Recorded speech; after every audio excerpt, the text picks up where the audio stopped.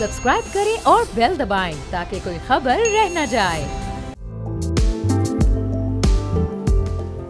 अस्सलाम वालेकुम, मैं हूं बाब जहांगीर। आप देख रहे हैं प्रोग्राम व्यापार। प्रोग्राम के आगाज़ में पाकिस्तान स्टॉक एक्सचेंज की सूरत-ए-हाल से आपको आगाह करेंगे, जहां आज भी 130 पॉइंट्स का इजाफा हुआ है। मार्केट ने मजीद ग्रो किया है। इंडेक्स अभी भी 93,000 से ऊपर की सतह पर मौजूद है और आने वाले दिनों में यही एक्सपेक्टेशन है कि जिस तरह तमाम इकनॉमिक इंडिकेटर्स इस वक्त अंडर कंट्रोल हैं, इस वक्त बेहतरी की जानिब गामज़न है, तो स्टॉक मार्केट भी मजीद ऊपर जाती हुई हमें नज़र आएगी। अब इसमें सरमायाकारी का रुझान इस वक्त लोगों का कितना बढ़ रहा है, उसका वॉल्यूम कितना इंक्रीज़ हो रहा है, इस पर हम गुफ्तगू करेंगे। एहसन मेहनती साहब मैनेजिंग डायरेक्टर एंड CEO हैं और फीस के हमारे साथ मौजूद हैं। एहसन साहब, बहुत शुक्रिया प्रोग्राम के लिए, आपने वक्त निकाला। अब रोज़ाना की बुनियाद पर हम इंडेक्स को ऊपर जाता देख रहे हैं, जो कि एक बड़ा पॉजिटिव ट्रेंड है। ये कितना लॉन्ग टर्म है, कितनी स्टेबिलिटी इस वक्त मार्केट में पिछले 3-4 महीनों के मुकाबले में आ चुकी है और अभी मजीद कितना अपवर्ड जाना है इसने?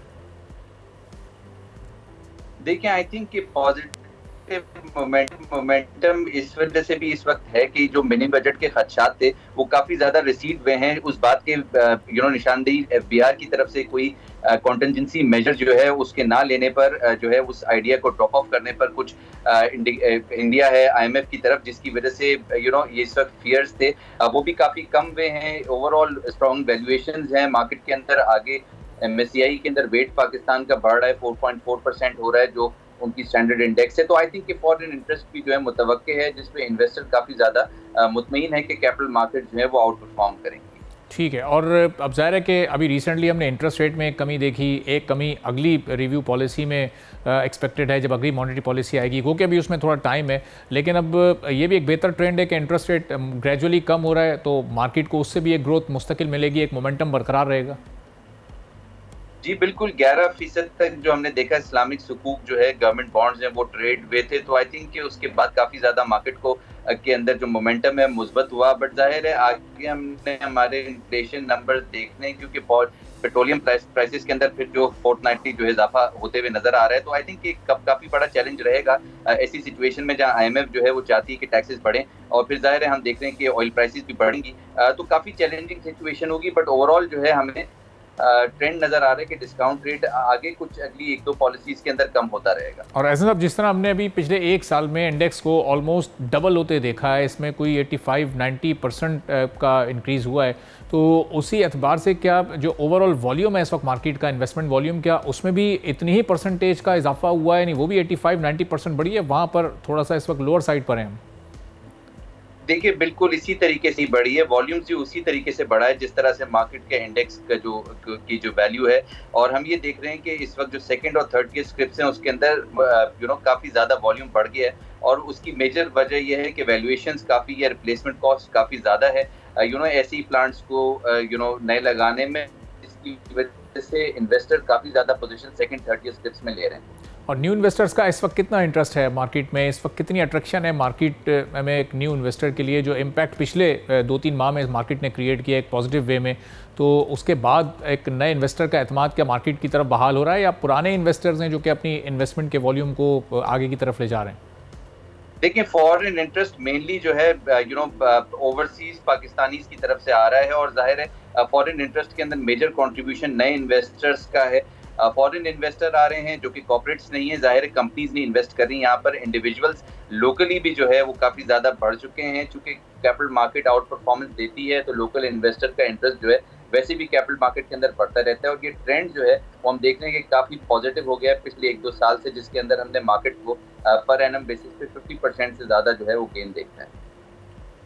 ठीक है, एहसन मेहनती साहब हमारे साथ मौजूद थे, बहुत शुक्रिया एहसन साहब। CEO आरिफ हबीब कमोडिटीज़ के कह रहे थे कि मार्केट में एक बड़ा बेहतर ट्रेंड है, इस वक्त मार्केट पॉजिटिविटी की तरफ जा रही है और ज़ाहिर है पाकिस्तान ने चूँकि अब IMF के प्रोग्राम को हासिल कर लिया है, लेकिन जो IMF की शराइत हैं और जो इस वक्त हुकूमत की इकनॉमिक टीम की कारकर्दगी है उस पर बहरहाल एक सवालिया निशान मौजूद है, चूँकि एक टैक्स शॉर्टफॉल सामने आ रहा है और जो कलेक्शन है वो उस हिसाब से नहीं हो पा रही कि साल के एंड तक 13,000 का जो एक टारगेट सेट किया था हुकूमत ने उसको हासिल किया जा सके। 4 महीने में अच्छा खासा शॉर्टफॉल आ चुका है, फिर अब इसको कवर कैसे किया जाएगा। मिनी बजट की कुछ खबरें सामने आई थी कि मिनी बजट लाया जाएगा और जो पहले से टैक्स पेयर्स हैं उन्हीं पर इस टैक्स के बोझ को मजीद बढ़ाया जाएगा, और अब उसको एक ऑल्टरनेट उसका एक सोल्यूशन सोचा गया है कि पेट्रोल पर सेल्स टैक्स में इजाफा कर दिया जाए, तो शायद वो टैक्स कलेक्शन आसान हो जाएगी और मिनी बजट भी बाकायदा तौर पर नहीं लाना पड़ेगा। लेकिन ये भी एक सॉर्ट ऑफ मिनी बजट ही होगा, चूंकि जब पेट्रोल प्राइस बढ़ेगी तो ओवरऑल जो इस वक्त इन्फ्लेशन रेट है जो सिंगल डिजिट में आ गया था, अंडर कंट्रोल था, जिसका बड़ा क्रेडिट भी हुकूमत ले रही थी,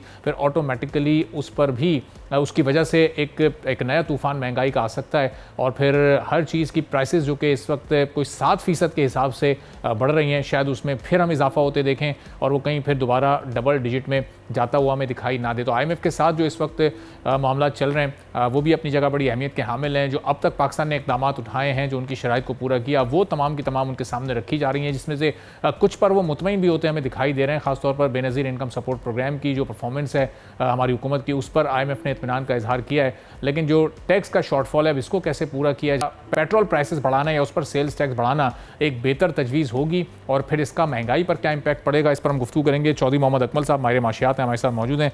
तो अकमल साहब, ये अब अगर पेट्रोल पर 5 से 7% भी जो इनिशियल इस वक्त तजवीज़ सामने आई है, अगर ये सेल्स टैक्स लगा दिया जाता है, तो जो महंगाई को हम सिंगल डिजिट में लेकर आए हैं, जिसका बड़ा क्रेडिट हुकूमत ले रही है, अभी भी बढ़ तो रही है महंगाई कोई 6.5-7% के हिसाब से, एक बार फिर ही आउट ऑफ कंट्रोल हो सकती है, डबल डिजिट में जा सकती है। पेट्रोल प्राइस बढ़ने का मतलब तो है कि हर चीज़ महंगी हो जाएगी।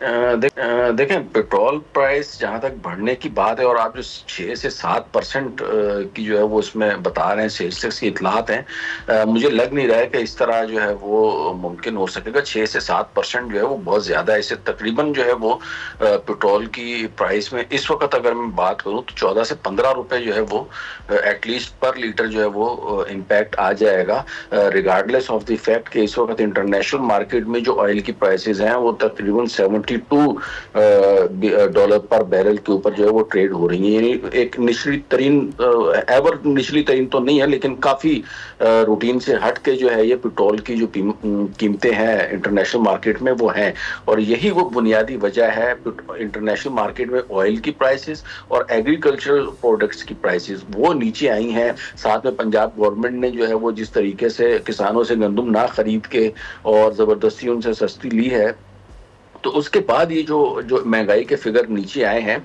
और ये सारे के सारे जो बजट के जो आपको फिजिकल परफॉर्मेंस जो अच्छी नज़र आ रही है, जो कि मसलन अगर मैं बजट डेफिसिट की बात करूं, जो प्लान था कि 6% होगा बजट का जो खसारा है, तो वो पिछले 3 महीने की अगर कारकर्दगी है वो सिर्फ 1.6% रहा है। इसी तरीके से जो प्राइमरी सरप्लस जो है वो छोड़ना था, हुकूमत ने अपने अखराजात में 2% के करीब छोड़ना था, तो वो 2.4% है।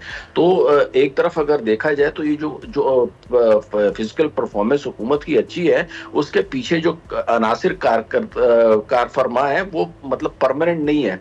वो उनका मतलब आज और खुदा ना खासा ऑयल की प्राइसेस ऊपर हो जाती हैं, या पंजाब में किसान अगर गंदम नहीं उगाते तो अल्टीमेटली ये एक मरतबा फिर महंगाई के तूफान को जन्म देंगी, जो कि फिर माशी जो एक ट्रैक के ऊपर लगती हुई नजर आ रही है हुकूमत, उसके लिए जो है वो प्रॉब्लम्स पैदा होंगी। जहां तक बात रही IMF के जो वफ्द आया हुआ है यहाँ पे, तो उसका सिर्फ ये 185-80 अरब रुपए का जो टैक्स का डेफिसिट आ रहा है, that is not a problem.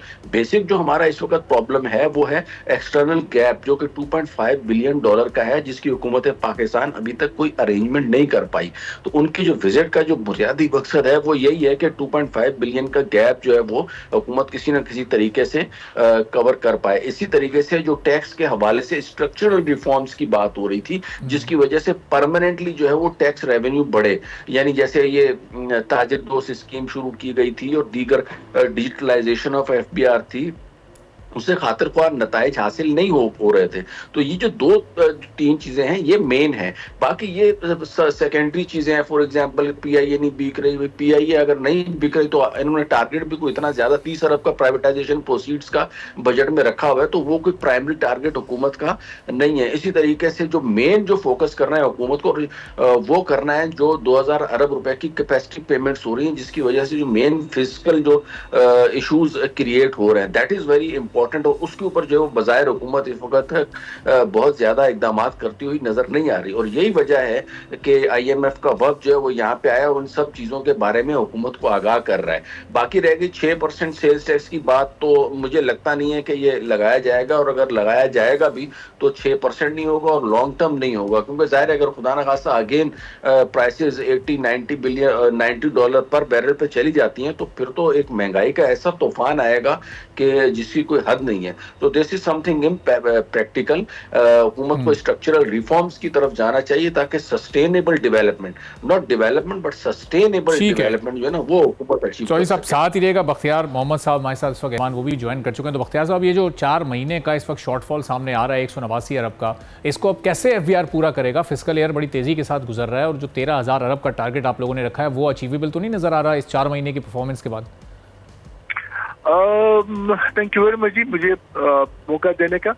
Issue ये कि हमारे जो टैक्सेस आते हैं वो इस तरीके से यूनिफॉर्म नहीं आते कि हर महीने में कुछ फिक्स आ रहे होते हैं, ये आखिरी महीनों में बढ़ते हैं। तो हम इंशाल्लाह अपनी पूरी एफर्ट्स में लेके हुए कि अगले महीनों में जो हमारे परसेंटेज होगी वो ज्यादा होगी इंशाल्लाह। कोशिश करेंगे कि इसको हम अगले महीनों में रिकवर करें इंशाल्लाह। अच्छा, और उसका तरीकाकार क्या होगा? जो ऑलरेडी टैक्स पेयर्स हैं उन्हीं पर मजीद टैक्स लगाया जाएगा या जो भी sectors out of tax net हैं उनको टैक्स नेट में लाने के लिए कोई प्लानिंग? मजीद टैक्सेस तो हम नहीं लगा रहे ना फिलहाल, वो तो ऐसी कोई बात नहीं है। हमारा प्रोसेस तो बड़ा कॉम्प्लिकेटेड होता है, सेल्स टैक्स का अलग है, इनकम टैक्स का अलग है, वो प्रोसेस फॉलो होते हैं, उसमें टैक्स डिमांड आता है, वो डिमांड पे रिकवरी होती है। इस तरीके से सेल्स टैक्स के भी हमारे जो प्रोसेस फॉलो करते हैं। तो हम ये नहीं करें कि कोई टैक्स रेट बढ़ा रहे हैं या किसी के ऊपर टैक्स बढ़ाएंगे, नॉर्मल जो इस वक्त सिस्टम है उसी में से इंशाल्लाह रिकवरी होगी।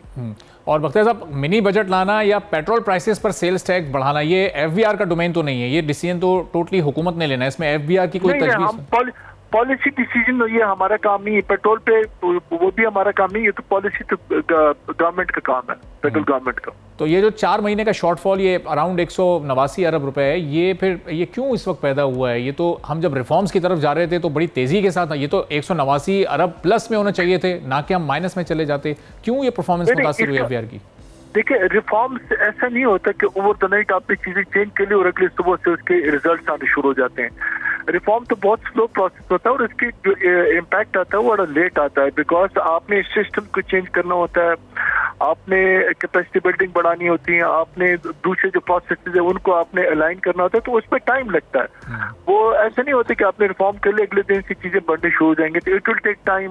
इंशाल्लाह इसके इम्पैक्ट बड़े जबरदस्त आएंगे, हम डिजिटाइजेशन की तरफ जा रहे हैं इंशाल्लाह। अच्छा, यानी किसी भी एक आम शख्स पर कोई टैक्स मजीद नहीं बढ़ने वाला जो पहले से टैक्स पेयर्स है, ये तय है जो 189 अरब का शॉर्टफॉल है। इसको अगर आप ये लेंगे कि हम कोई टैक्स रेट बढ़ाएंगे या किसी के ऊपर पहले 10% आप 12% होगा, वो तो नहीं होगा, वो तो नहीं होने लगा। हाँ, 10% के अंदर जिसने जितना टैक्स देना है वो टैक्स अगर उसने कम दिया तो हम उससे ज्यादा ले लेंगे, वो हम कर सकेंगे, क्योंकि हम देखेंगे कि उसको इतना टैक्स देना था उसने नहीं दिया। इसी सिस्टम के अंदर हम कोई रेट फिलहाल कोई नहीं बढ़ा रहे। जो ताजिर दोस्त स्कीम के जो टारगेट्स है वो तो नहीं अचीव हो सके, तो अब उस पर क्या करना है? कोई ऑल्टरनेट उसका सोल्यूशन आप लोग लेकर आए ताजिरों से? अब जो वो कोई 25 अरब का टारगेट था जो लेना था और ये अभी कोई 13 से 17 लाख का ही फिगर आ रहा है, ये तो ना होने के बराबर है। तो ये उनसे अब कैसे टैक्स कलेक्ट करना है आप लोगों ने? मैंने वही अर्ज किया ना कि हमारे टैक्सेस के जो प्रोसेस होते हैं वो बड़े लंबे होते हैं। वो ये नहीं होता कि आज आपने प्रोसेस शुरू किया और अगले दिन से टैक्स आना शुरू हो जाएगा। इसमें थोड़ा सा टाइम लगता है, लेकिन जब आएगा इंशाल्लाह तो आप देखेंगे, अब जरा वेट करें मार्च अप्रैल तक, इंशाल्लाह आपको ये टारगेट अचीव होते हुए नजर आएंगे इंशाल्लाह। अच्छा, तो कोई ऑल्टरनेट प्लान है ताजिर दोस्त स्कीम के ऑल्टरनेट पे आप लोगों के पास, या अगर आपको ज़राई शोबे को टैक्स नेट में लाना है तो उसका कोई ऑल्टरनेट प्लान है? अल्टरनेटिव प्लान नहीं, इसी स्कीम को इम्प्लीमेंट करने में मैंने अर्ज किया ना कि टाइम लगता है चीजों को मैच्योर होने में हमारा, क्योंकि हम सपोज किसी को टैक्स लगाते हैं, वो जाता है अपील में, फिर उसके बाद सेकंड अपील में, फिर हाई कोर्ट में जाता है।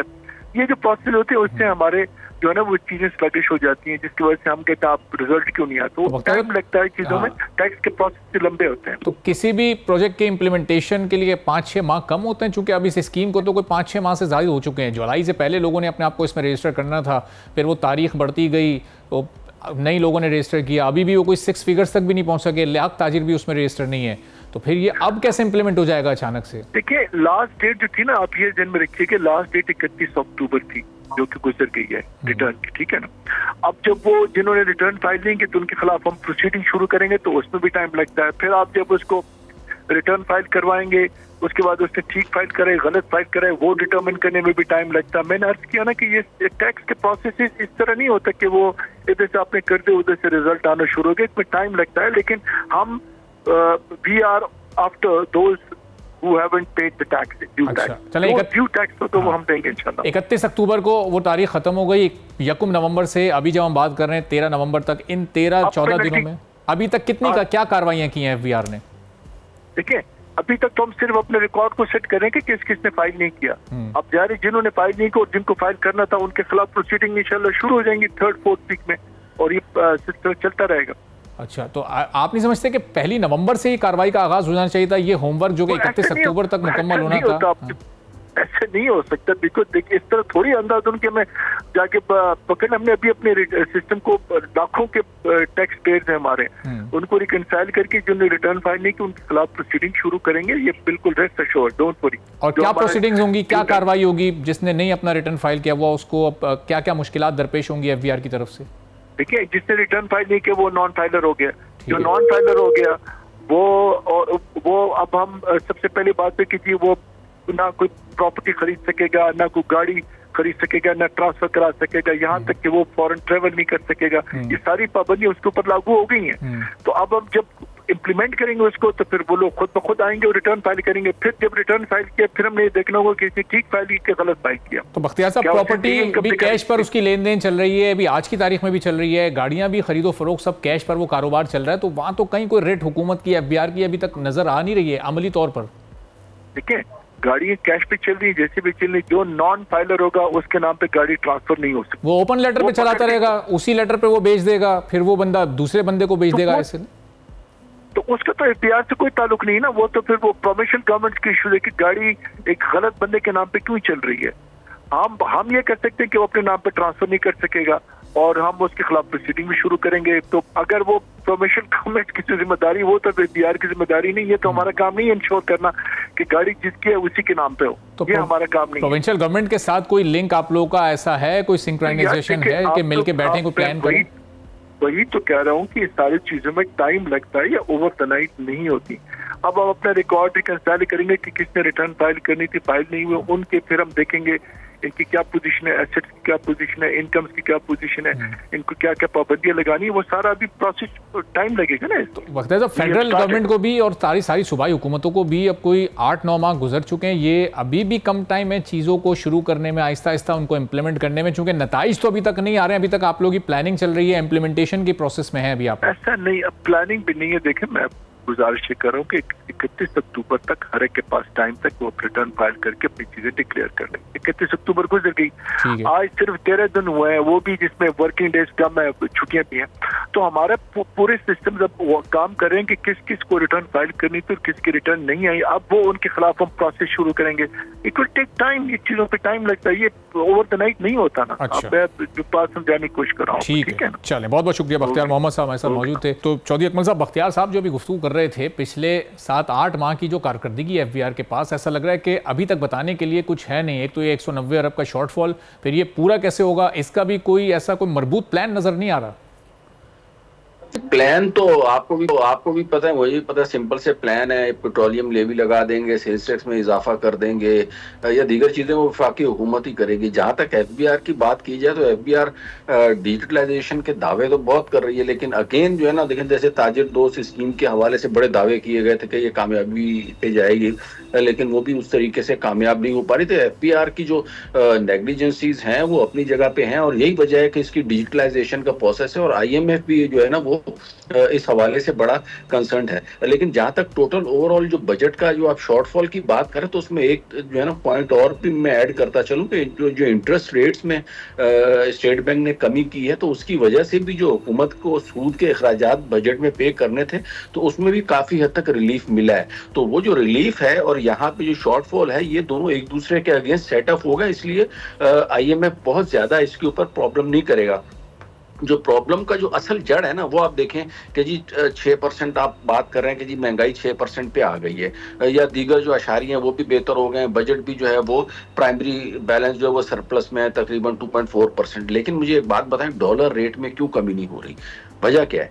इसकी वजह यही है ना कि हमारा जो फाइनेंशियल जो पॉलिसी है, जो हमारी जो ग्रोथ के जो टारगेट्स हैं वो दूर रस नहीं है, रूट्स जो है वो उसकी स्ट्रांग नहीं है। यही वजह है कि डॉलर जो है वो आज भी आपको 278, 279, 80 रुपए के ऊपर जो है वो ट्रेड होता हुआ मिलेगा। तो बेसिकली जब स्ट्रक्चरल रिफॉर्म्स करने के बाद जो स्टेबिलिटी आएगी, जो स्ट्रांग किस्म की स्टेबिलिटी जिसे हम कहते हैं, जो IMF भी चाह रहा है, पाकिस्तान की अवाम भी चाह रही है, आप भी चाह रहे हैं, वो भी सारी की सारी उसी वक्त हमारे पास आ सकती है जब हम एक सस्टेनेबल जो ग्रोथ है उसको अचीव कर सकें। और वो उस वक्त अचीव होती हुई नजर आएगी जब स्टेट बैंक, अगर इन्फ्लेशन कम करना स्टेट बैंक की जिम्मेदारी है तो एक्सचेंज रेट को भी एक नॉर्मल लेवल के ऊपर लाना स्टेट बैंक की जिम्मेदारी है। ये पूरा होगा, then we will be move forward. बहुत बहुत शुक्रिया चौधरी मोहम्मद अकमल साहब हमारे माशाल्लाह। तो एक ब्रेक लेते हैं, ब्रेक के बाद वापस आएंगे, एक और अहम मौजू पर बात करेंगे। एक बार फिर आपको प्रोग्राम में खुशामदीद कहेंगे। और बाकू में इस वक्त COP29 जारी है, जहां पर माहौलियात को बेहतर करने से मुताल्लिक बड़े बड़े दावे हो रहे हैं, बड़े बड़े खिताबात हो रहे हैं, लेकिन अमली तौर पर अमली कदम तो हमें कहीं कोई उठता नज़र नहीं आ रहा। पाकिस्तान इस वक्त शदीद तरीन बल्कि बदतरीन बहरान से दो चार है माहौलियाती असरात से, और किस तरह से न सिर्फ लाहौर और पंजाब के दीगर बड़े शहर बल्कि अब ये मामला KP तक भी पहुँच चुका है। तो वज़ीर आज़म ने वहाँ बड़े खिताबात किए, दुनिया से ताउन की अपील की, लेकिन अमली तौर पर हम देख रहे हैं कि पाकिस्तान में मुश्किलात यहाँ पर बढ़ती ही जा रही हैं। डॉक्टर काशिफ मजीद सालिक साहब हमारे साथ मौजूद हैं, क्लाइमेट चेंज एक्सपर्ट हैं। बहुत शुक्रिया काशिफ साहब, प्रोग्राम के लिए आपने वक्त निकाला। एक COP29 हो गई, इससे पहले भी कई इस तरह की कॉन्फ्रेंसेज और बड़े बड़े इवेंट्स हुए हैं, लेकिन हम अगर पाकिस्तान के कॉन्टेक्स्ट में बात करें तो हमारे यहाँ स्मोक बढ़ती जा रही है, क्लाइमेट चेंज के असरात और नुकसानात हमारे यहाँ बढ़ते जा रहे हैं। फ़ायदा तो इन सारे इवेंट्स का कुछ भी नहीं हो रहा है, चाहे हाईएस्ट लेवल पर जो भी बात हो, जो भी प्लानिंग हो। जी बहुत शुक्रिया, आपने मुझे अपने प्रोग्राम में लिया। आपकी बात बिल्कुल सही है, फ़ायदा होता नज़र नहीं आ रहा। अभी COP29 है और आपको याद होगा पेरिस एग्रीमेंट भी हुआ था और उसके बाद 3 COPs हो चुकी हैं और बहुत सारे एग्रीमेंट्स उसके अंदर हुए थे। आज प्राइम मिनिस्टर ने भी अपने खिताब में ये कहा कि बहुत सारे वादे जो थे खासतौर पे क्लाइमेट फाइनेंस के ऊपर और जो आप डैमेज लॉस एंड डैमेजेस के ऊपर फंड क्रिएट करने की बात की गई थी। बिलियंस ऑफ डॉलर्स की एक्चुअली उसमें डेवलपिंग कंट्रीज़ को सपोर्ट करने की कोशिश की गई थी, लेकिन वो सारे वादे जो है ना वो पूरे नहीं हुए। और रिजल्टेंटली जो ख़ास तौर पे जो एफर्ट्स हैं नेशनल लेवल पे पाकिस्तान पे, हमारे पास बहुत अच्छे प्लान्स भी हैं, पॉलिसीज़ भी हैं, लेकिन उसको फिनांस करने के लिए, उसको इम्प्लीमेंट करने के लिए बेसिकली पैसे नहीं है। ख़ास तौर पे अगर आप मिटिगेशन साइड पे जाएं, आपकी जो ट्रांसपोर्ट सेक्टर है, आपकी एनर्जी जो सेक्टर है, उसको क्लाइमेट फ्रेंडली बनाने के लिए बहुत सारे बिलियंस ऑफ डॉलर्स चाहिए। तो वो जो उस तरह के और टेक्नोलॉजी चाहिए, बेसिकली टेक्नोलॉजी ट्रांसफर चाहिए उसके लिए। वो एफर्ट्स जो हैं वो एक तो डेवलप्ड कंट्रीज की काशिफ साहब, हम उसके लिए दीगर ममालिक से क्यों इमदाद मांगते हैं? हम उसके लिए प्राइवेट सेक्टर को क्यों नहीं अप्रोच करते? पब्लिक प्राइवेट पार्टनरशिप के प्रोग्राम्स की तरफ हम क्यों नहीं जाते? क्योंकि प्राइवेट सेक्टर जिस तरह से टेक्नोलॉजी को इस्तेमाल कर सकता है, उसमें इन्वेस्ट कर सकता है, शायद वो गवर्नमेंट टू गवर्नमेंट बहुत मुश्किल हो जाता है मामला। ऑफ कोर्स ऐसा है, लेकिन आपको बताऊं कि उसमें भी प्राइवेट सेक्टर को भी बहुत ज़्यादा इन्वेस्टमेंट करनी पड़ेगी अपने टेक्नोलॉजीज, जो क्लीनर टेक्नोलॉजीज हैं, जो आप उसको चेंज करने में, उसको शिफ्ट करने में। ऑफ कोर्स उसको कौन फिनांस करेगा? उसको जो है वो आपका क्लाइमेट फिनांस है, ग्लोबल क्लाइमेट इनिशिएटिव्स है, आपका एडेप्टेशन फंड है, जिसके जरिए ये सारे फंडिंग जो होनी है। तो अगर प्राइवेट सेक्टर ने भी अगर इसको उसके अंदर कंट्रीब्यूट करना है तो उसको भी फिनांसेस चाहिए, उसको भी टेक्नोलॉजी चाहिए जो कि क्लीनर हो। तो ये पाकिस्तान में लैग करता है बेसिकली अभी फिलहाल। तो प्राइवेट सेक्टर को अगर हम सिर्फ कंप्लायंस की तरफ ले सके कि अभी तक जो इन्वायरमेंटल रेगुलेशंस हैं, पॉलिसीज़ हैं, जिससे स्मॉग आपकी हो रही है, पर्टिकुलरली जो आपके ये स्मॉग के इश्यूज हैं, और आपका ट्रांसपोर्ट सेक्टर सबसे ज़्यादा इस पर कंट्रीब्यूट करता है। अगर हम सिर्फ इसी को कंट्रोल कर लें और उसकी जो मैन्युफैक्चरिंग है, खासतौर पे मोटरसाइकिल, रिक्शास और बहुत सारी ऐसी चीज़ें। इससे एक टेक्निकल सा एक सवाल ज़रूर जहन में आता है कि ट्रांसपोर्ट तो पूरे मुल्क में चल रही है, हर शहर में। अब अगर कराची में इस वक्त एयर क्वालिटी इंडेक्स 78 है और वही लाहौर में 1000 से ज़्यादा किसी वक्त हो जाता है, तो कराची में वही ट्रांसपोर्ट और उसका धुआं क्यों नुकसान नहीं पहुँचा रहा? लाहौर में या मुल्तान में, फैसलाबाद में, पेशावर में वो क्यों इतना ज़्यादा अफेक्टेड है? अगर थोड़ा सा आपके पास टाइम हो मैं आपको बताऊं, एक जोग्राफिकली हम जो पंजाब है वो भी एक ऐसा पंजाब और इंडियन पंजाब वो एक ऐसे रीजन में है कि जहाँ पे आपकी जस्ट स्टॉर्म्स हैं वो अकोमुलेट होती हैं और वो एक बाउल की शक्ल की वजह से वो एक ज्योग्राफिकल लिमिटेशंस भी हैं जिसकी वजह से ये होती हैं। और फिर आपको पता है कि एग्रीकल्चर और दूसरी एक्टिविटीज़ जो पंजाब में के क्रॉप रेजिड्यू बर्निंग और फिर उसके बाद जो आपके ट्रांसपोर्ट के अलावा इंडस्ट्रियल पोल्यूशन जो है वो भी एक कंट्रीब्यूट करती है। और फिर ख़ास तौर पे जो टेम्परेचर है इस वक्त लाहौर का अक्टूबर नवंबर में वो काफ़ी कूलर होता है, लेकिन इस वक्त वो हॉट है, इसलिए उसकी जो रिटेंशन है पार्टिकल्स की वो इंक्रीज कर रही है। तो इस पे climate factors, environmental factors, geographical factors की वजह से एक अकोमुलेटिव इम्पैक्ट जो है आपका पड़ता है। ऊपर से आपकी रेनफॉल जो दिसंबर में होती है वो भी लेट हो रही है, पिछले कई सालों से ट्रेंड हम देख रहे हैं। तो ये बहुत सारे कंट्रीब्यूटिंग फैक्टर्स मिलके जो है ये प्रॉब्लम क्रिएट करते हैं। ठीक है, तो अब ये फिर ज़ाहिर इसका कोई प्रैक्टिकल सोल्यूशन, चूँकि प्लानिंग और इस तरह के इवेंट्स में तो पॉलिसी मेकिंग तो बहुत बात हो गई, इम्प्लीमेंटेशन पर हम किस वक्त आ सकते हैं? हमें पता है कि फाइनेंस के इश्यूज़ हैं, लेकिन ज़ाहिर है इसको इशू समझ के छोड़ा तो नहीं जा सकता, चूँकि अब इससे एवरेज एज कम हो रही है, इससे फाइनेंशियल बहुत हमारा लॉस हो रहा है, हमारी इकोनॉमी इससे डैमेज हो रही है। तो अब इन सारे प्लान्स को इम्प्लीमेंट कैसे करना है कि इस पर काबू पाया जा सके? एक तो सबसे पहले कि शॉर्ट विजन जो है उसको ख़त्म करना पड़ेगा। हर साल आप सुनते हैं ये अक्टूबर, नवंबर, दिसंबर ये हम इसके ऊपर प्रोग्राम्स भी होते हैं और काफ़ी आवाज़ मीडिया में भी इसकी आवाज़ें उठती हैं, लेकिन हम फिर भूल जाते हैं। इसको भूलना नहीं है, इसको continuous year two year, complete year के ऊपर इसको प्लान बनाना पड़ेगा। और ये तकरीबन 8 से 10 साल का प्लान है, तब जाके ये आपकी मुश्किलात होंगी, ख़त्म होगी। आप चाहे लंदन 1952 में लंदन के वो ये इसी तरह के इश्यूज के साथ वो लंदन भी वो फेस कर रहा था, इसी तरह चाइना के अंदर है और बहुत सारी कंट्रीज के ये फेस कर चुके हैं प्रॉब्लम, लेकिन उनके कंटिन्यूसली आपको मॉनिटर करना पड़ेगा, कंटिन्यूसली इन्वेस्ट करना पड़ेगा।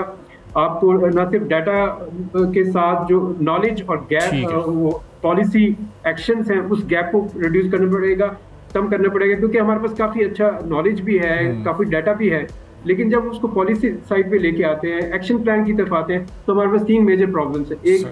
एक उसका प्रायोरिटी सेटिंग, उसके बाद कैपेसिटी और ट्रेनिंग। अब तो ये हमारे इंस्टीट्यूशंस को ठीक है, और आने वाले दिनों में डॉक्टर साहब हम इन तीनों को भी स्पेसिफिकली फिर हाईलाइट करते रहेंगे, आपको भी आने वाले दिनों में ज़हमत देते रहेंगे। बहुत बहुत शुक्रिया डॉक्टर काशिफ मजीद सालिक साहब, क्लाइमेट चेंज एक्सपर्ट हमारे साथ मौजूद ने सुनी। इसी के साथ आज के प्रोग्राम से इजाज़त दीजिए, अल्लाह हाफ़िज़। सब्सक्राइब करें और बेल दबाएं ताकि कोई खबर रह न जाए।